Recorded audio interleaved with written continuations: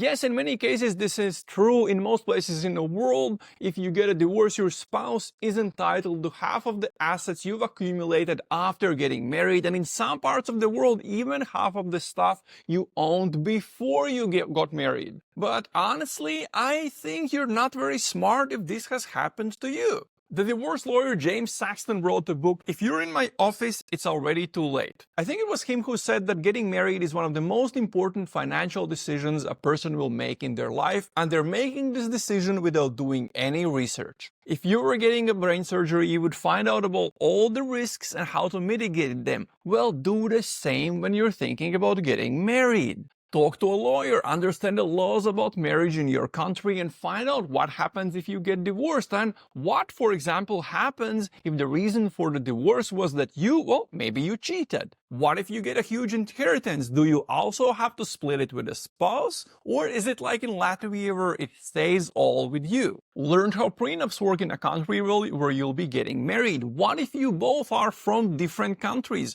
Are there any laws in the country of where your spouse is from that apply to your marriage even though you're not going to be living in that country? What if you two move to live in a different country? Does that country have any rules that again change something about how this works? And protect your assets. This might mean getting a prenup, or if you're a really high net worth individual, maybe it might mean doing something a bit more complicated like setting up trusts, which make it pretty much impossible to confiscate your assets. Do your homework and your assets will be safe.